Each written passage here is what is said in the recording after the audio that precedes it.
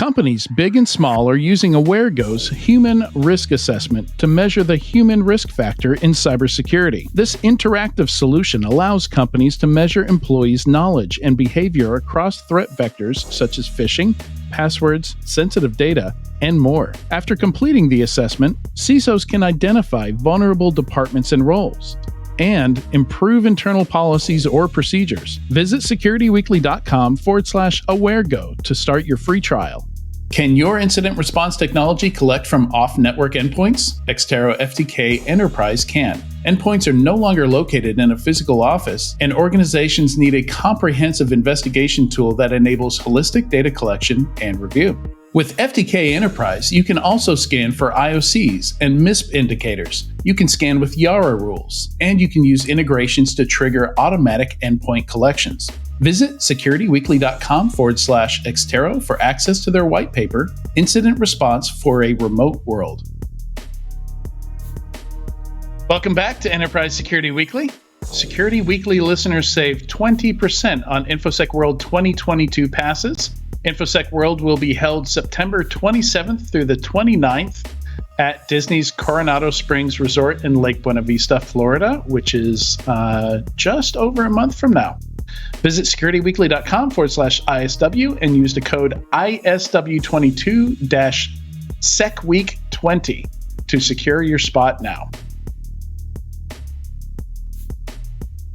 And for our second interview today, Roey Yaacovi joins us today to talk about data security posture management.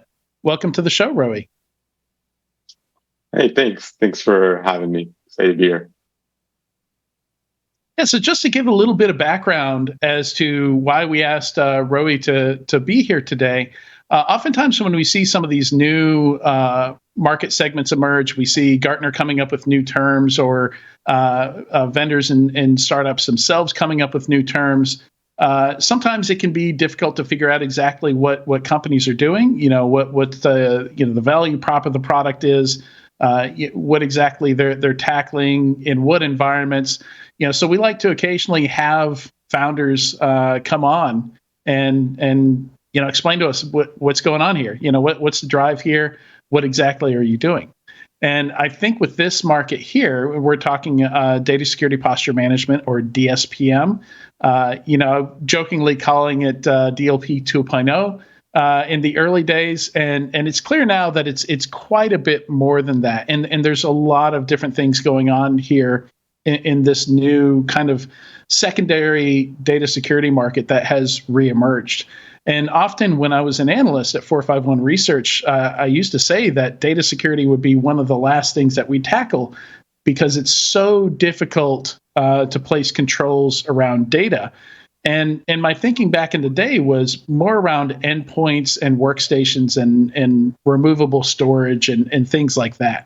Anytime you put controls around a piece of data, if I want to share it with somebody, a lot of these controls I'd have to, if I want to share a spreadsheet with them, now they have to download a piece of software and they have to install it and I have to give them a private key, basically like, varied versions of PGP, building on top of the whole public private key approach. But now with the cloud, and I think that's really where Polar Security is innovating here. There's a lot of cool things we can do that we couldn't do in more traditional environments, with workstations and things like that. So to kind of cue you up here, Roey, what really drove you to tackle this market now? Was it that the cloud had gotten to a point where it was possible to do this kind of thing? What drove you into this? Yeah, so I think it's probably a mix of a few kind of elements.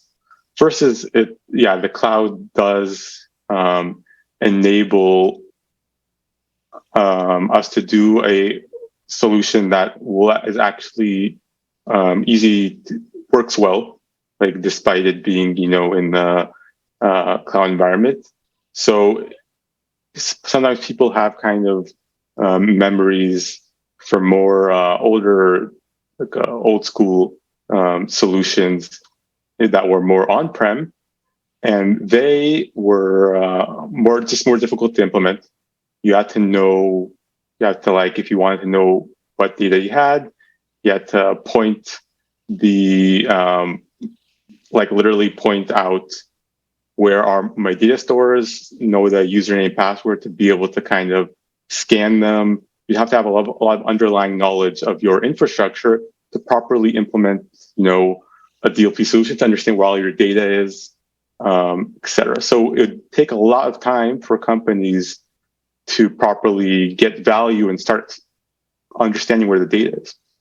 The cloud, however, has kind of enabled enabled Polar to build a solution that's actually very easy to implement, because we are able to kind of use various underlying APIs, et cetera, where basically it's set it and forget it, like a few click installation, and then boom, you start understanding where your data is, how it's flowing through your environment, and who is and can access it. So that's one element. So one element is, okay, there's actually now the cloud has enabled us to have a solution that actually works well, quickly. I don't have to have any underlying knowledge of my environment.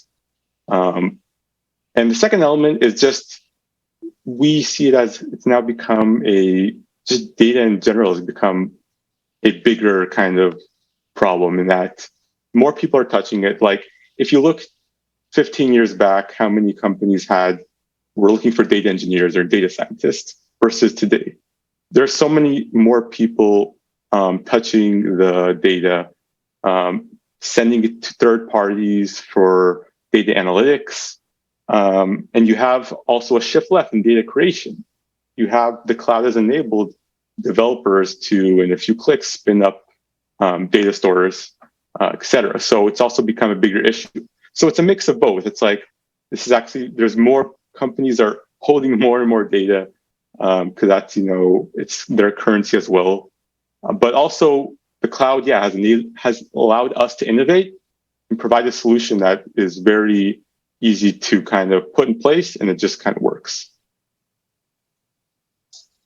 And we've talked a lot about how, a lot of people talk about how the cloud makes it easier to organize things. Your asset management list is simply an API query away, but a lot of people aren't doing it, and especially when you get down to the data level, it does get a little bit trickier than a simple API call to get some of that information. And certainly with a background as a PCI QSA, I know how common it is for people to have no idea what their data flows look like, to have no idea or to think they know where their sensitive data lives, and when you actually go and check, you find it's in, all over the place. It's 100% of the time as a PCI QSA, I found payment data where it was not supposed to be. So is that kind of the overall goal here is to find and organize the data? I know your product does a lot, so maybe let's start with how the different stages of the product. Let's do that, and then we can kind of dive into each one of those stages. Yeah, so just kind of from an overarching view, it's initially helping understanding where all the data is located throughout the company's cloud environment. So that's just kind of understanding where the data is at rest, the sensitive data is at rest. Then the second part is understanding how that data is moving throughout the environment. So who is accessing it? How is it flowing? Is it flowing to data lakes? Snowflake, Databricks. Is it flowing to third parties? We believe in Gartner's report also states that a critical element isn't just understanding where the data is, but also how it's moving throughout the environment. Imagine if you find some data, sensitive data in a place that's not supposed to be. So, you scrub it, you delete it. But then if you didn't understand how it got there, it'll probably just shows up again. Yeah. So that second element is understanding how the data is moving throughout the environment. And then on top of that, using that visibility to provide insights into how to better protect the data, risks of the data, better have better posture around the data. So those are kind of like the three layers. So if you go initially into that first layer, it's which Adrian, you probably won't be surprised about this. Like a lot of companies don't even initially know where the data is located, right, throughout their environment.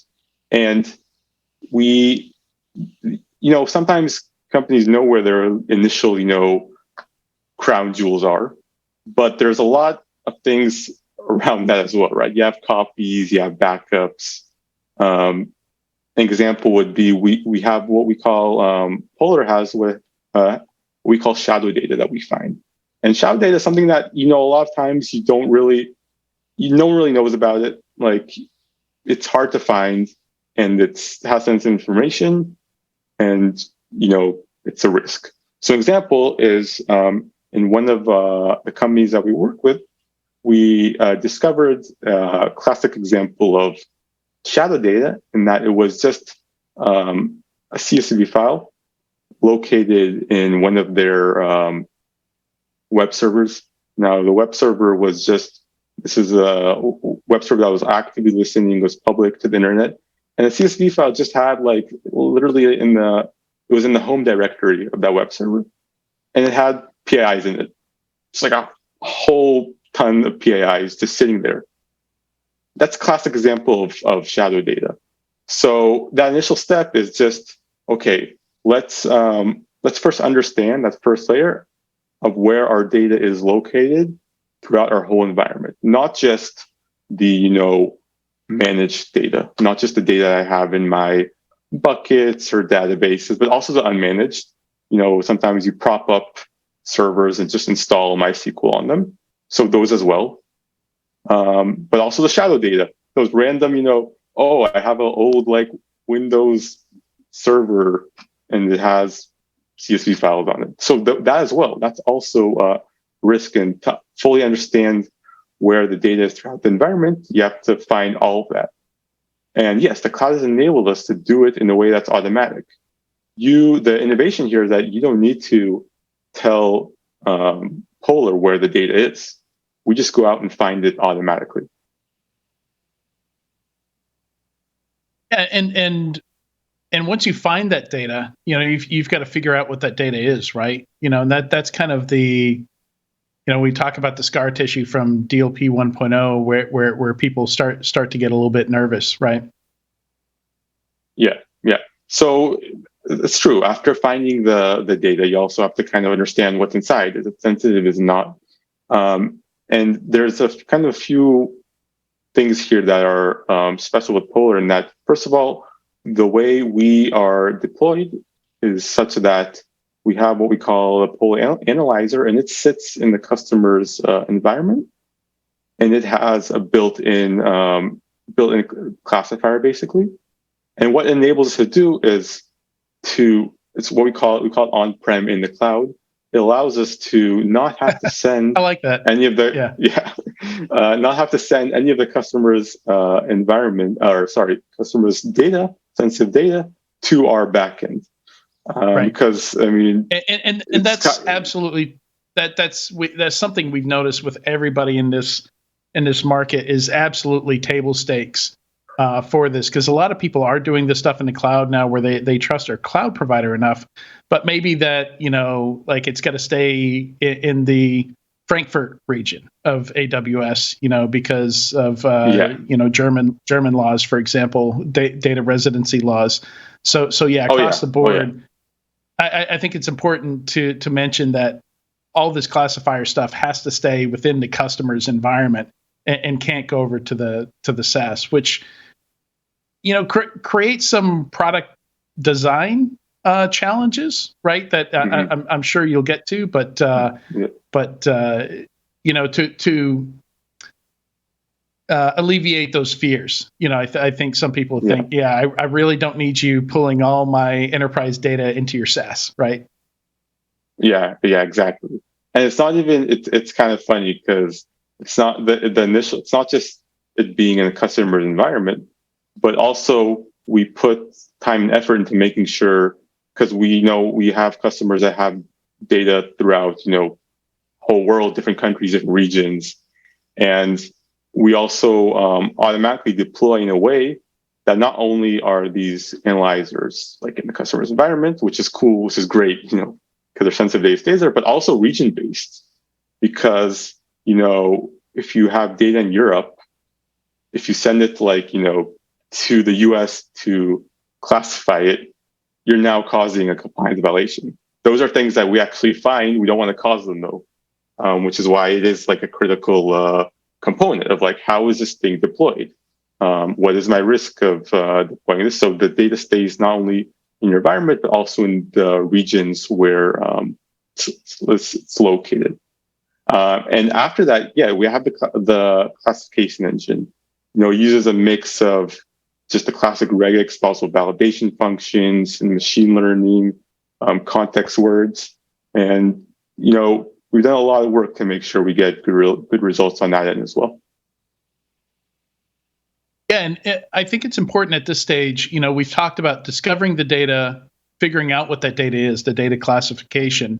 All that happens before you even look at the product, before you even, maybe after you log in, but, once you give access to your environment, your classifier goes out, does its thing, the data discovery happens, the control plane mapping. And it's worth mentioning that when you say the cloud, we're primarily talking about AWS, Azure, and GCP, right?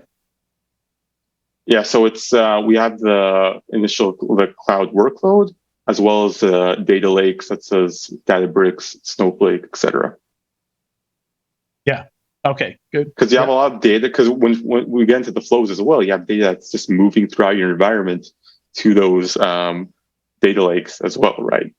So it's like you need this visibility, understanding what's happening there. Yeah, a lot of account stuff. Yeah, and that's the thing, right? Of again, going back to the older school products, where you purchase a solution, it's data discovery. Now I have to configure it, and I have to understand point it for network-based. I have network-based databases, so I have to put it in the correct subnet in my environment. It's so much work. I have to find the username and password. Who has the username and password? I don't know. So that's what you mentioned of, you just log in and you see what Polar found. That's the magic of it, right? You just throw it in. It takes 20 minutes to install, and it just works, which I think is again critical component, right? Yeah, time to value I think is really important. It's in the past. I remember at 451, we actually did I helped out with my colleague Javad Malik on a report on shelfware that he did. And it was interesting seeing some of the reasons why products would end up on the shelf, either not fully utilized or would never get onboarded entirely. Just have that check on And a lot of it was time to value. It was just fatigue. Mm-hmm. People, there'd be so many other things distracting folks going on, it would never get fully deployed. So, something, time to value like this, that's measured in the minutes is pretty attractive for something like this.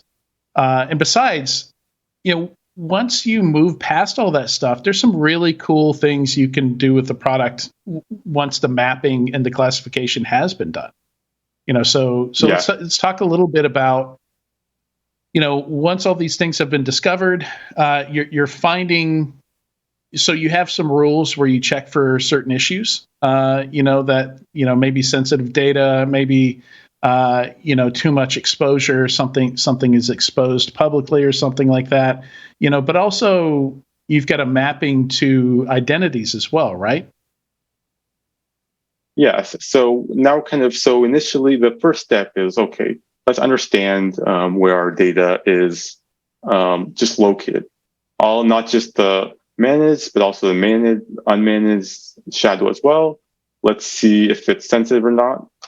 And then second part is, okay, let's understand how the data is moving throughout the environment. How is it flowing throughout the environment? And it could be, the flows here can be to what? Meaning what services in my environment are interacting with the data, literal data flows. It could be also what users, are able to access the data. Because for example, the risk of a data store, if it has 2,000 employees that can access it, is different than one that has 20 employees. So understanding that as well. Also, which data has flows that are, public facing. It's another kind of area of risk. And obviously also have third-party risk. I want to know, and that's what I always kind of say is a critical component of DSPM story, is you're connecting everything to data and to sensitive data. So it's not just, okay, I have John has access to these data stores. Okay, like what do I do with that? You need an additional element of, okay, John at Walmart.com, he's one of my employees, and he has access to 5,000 PII records, 253 PCI records, etc. I know John has a specific amount of risk to him, and I need to do query audits to see if he actually still needs that access. But same thing with third parties, right? So it's not just saying, okay, cool, I know now what third parties I have in my environment. You have to make that connection to what third parties have flows to my data. What third parties in my environment can access data, how much of it. If I have a third party that has access to, it's also volume-wise, right? There's third party. It's, for example, something for cloud costs. This is a real story that we found in one of our customer environments. They onboarded a third party. It was for cloud cost monitoring, and basically we discovered that it had active flows to sensitive data in their environment. And I won't get into too much details, but basically the notification they got was not just, hey, here's this third party and it has access to your environment. It was, this is a third party and this is literally the sensitive data it has access to, also volume wise. So it's much more kind of that connection to the data we see as a critical aspect. And to me, this is one of the most exciting things, what you're getting into here, because we've not only discovered what data we've got, where it is, what kind of data it is, but now who has access to it, specifically, number of records, types of records. Now if we have an incident or something like that, and I've often observed this, you can tell by reading the press release in a lot of cases when the victim organization has absolutely no idea what happened, that you can tell that they're just saying, yeah, we're just going to assume all the records were lost and stolen because we have no logs, we have no idea, we don't know where they were in the environment, logging wasn't turned on, whatever the problem was. And I've been saying for years, there's probably so many of these breaches where maybe nothing happened, maybe no records were even accessed. And if they had this level of understanding of their environment and logging of their environment, maybe they wouldn't have had to declare an incident or a breach publicly in the first place. If they could prove that, hey, nothing was accessed. But in the very least, even if something is, they can say, okay, these 4,000 people are affected. Here's the data that was in there. Here are the employees who had access to it. As a customer of a company, that gives me way more confidence knowing that the company is competent enough to know that level of detail. Yeah, definitely. I mean, when Guy's the CEO and my co-founder and friend. I've known him for like 12, 13 years from the Army. When we started out on this journey, we had a feeling, right, that this was a problem, that data was, more people were touching data, it's becoming companies are holding more data, and that plus what we talked about, of like the cloud enabling us to have an actual solution that works well, easy to deploy, and you could give good results.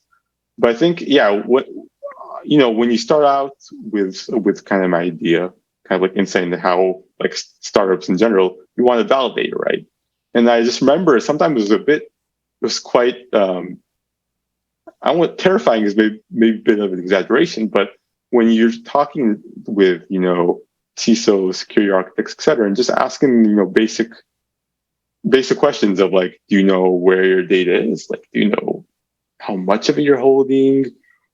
Who in your environment has access to the data? What third party? They just don't know.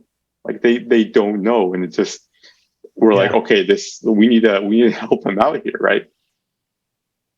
So one of my favorite things to talk about in terms of selling a product to someone or a product, that moment where somebody understands the product's value.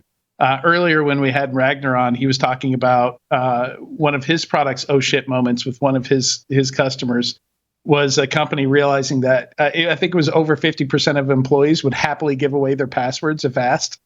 So I understand you also have some happy some oh shit moments with your product, where customers have made some discoveries. If you want to share some of those, anonymous, of course.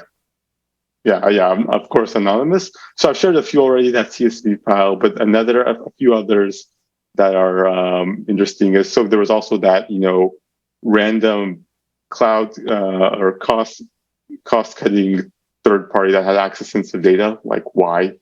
But another one is, another thing we find is, so we talked a lot about flows. So it's not just understanding where the data is at rest, but understanding how it's moving. And one of the things that we find a lot in our company's environments, in their workloads, and when we talk about this use case, you always see is what we call data leakage between accounts. So, you have, especially in the cloud, you have companies with hundreds of accounts, and they're supposed to, supposedly be segregated. You have dev, prod, staging, what have you. But a lot of times what we see is data leakage between accounts, meaning basically data that's been moved from prod to dev. So this example, this kind of oh shit moment that we found in one of our customers' environments was basically one of the data scientists, he wanted to test out his ML algorithm. And a lot of times, the mock data isn't enough. And so what he did was he just transferred. And in this example, this time he actually did get, he was able to get the authorization to move that data from prod to dev, because, for his ML model, et cetera, it's important. The business needs it, more money. So he was allowed to move it to dev for that initial, for the training of the ML model. But the thing is, this was a whole process. And after he finished, he didn't actually delete it. It just stayed there. And then we kind of discovered it, and there was whole kind of, oh shit, like there's a lot of data here. Why is it sitting in one of my lower environments? And you know how dev is. Dev is usually like, prod is like holy grail, barely anyone can access it. Very careful with prod. But the lower environments are a lot of times less protected. Chaos. And now you just had it's chaos. Yeah. You just had this like what's going on here? There's a ton of sensitive data. So that's one of the kind of those moments of just data leakage. And we see this so much, man. Just data leaking between different accounts.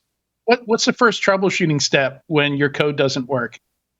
Enable all, chmod 777, right? Like enable all permissions. Yeah.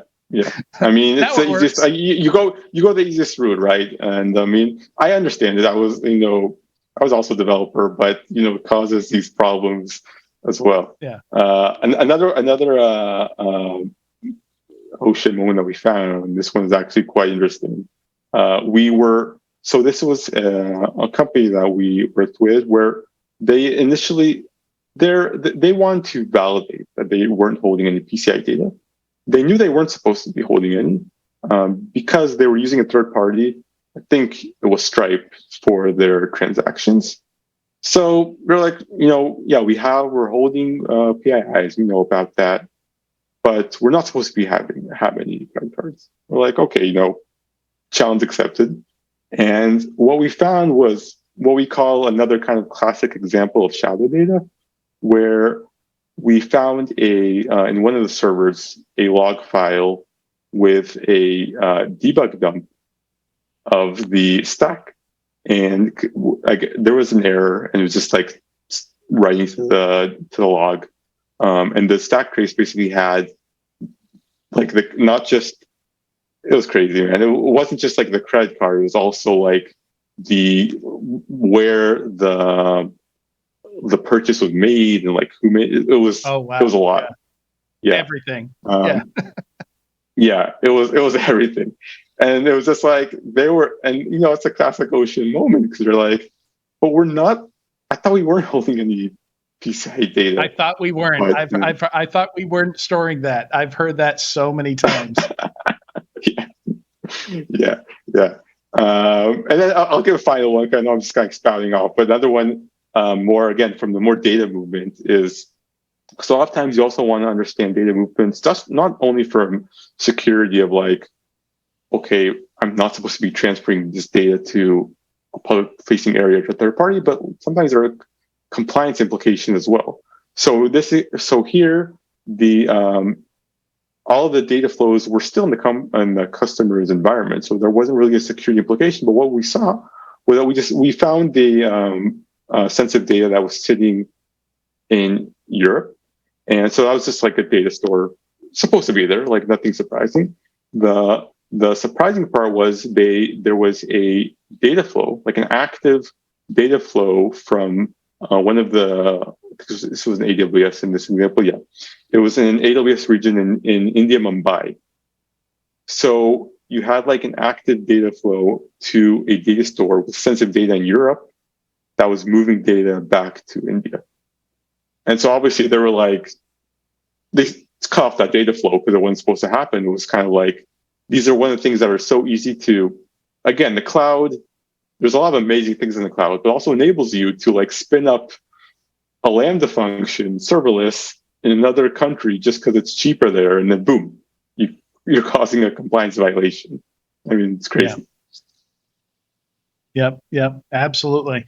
Yeah, great examples. And, if you ever get huge in the future, I think a good acquisition for a company like yours would be one of these privacy engineering startups I've been seeing, where they either scrub production data for dev or they generate like non-sensitive data for dev that looks like the production data. I think those are some pretty interesting startups that are more like features that, as you guys get bigger, I think it would be useful to have in a product like yours. Yeah, and that's interesting what you mentioned of like the kind of the scrubbing, mock data, et cetera. Because a few things. A lot of time we've occasionally, I wouldn't say all, but it happens where we discover, because a lot of times companies share data with third parties, and that data is supposed to be scrubbed, and we find that it isn't fully scrubbed. So that's kind of one of the things, is just kind of light bulb. But also, one of the things is because we're able to understand how the data is moving through our environment, but not just at the level of this was moved to here, but literally at the level of the sensitive record itself. Like your email will see where it is throughout the environment. Now, what's the key thing here? Because we have companies that we work with where they have a lot of just like mock data in their environment, data that's been changed a bit to like names that have been scrambled a bit to make sure that they're not it's not PI anymore. But because we're able to, we talked about data leakage, see that in the literal email that was in prod is now in dev, we're able to kind of clear out all of that kind of noise of just like, because if we weren't able to clear it out, we'd be in your, for example, dev environment testing, and it would say, hey, you have all this, sensitive data, but no, dude, it's just mock data. That's fine, and that just causes alert fatigue, etc. But no, we're able to make that connection of no, dude, you should look into this because it came from your production accounts. Like it's legit. Yeah, no, awesome stuff. Roey, thank you so much for joining us on Enterprise Security Weekly today. This was really helpful and informative, I think. Thanks, man. Thanks for having me. Enjoy it. Absolutely. And we'll be right back in a few moments with the weekly Enterprise News.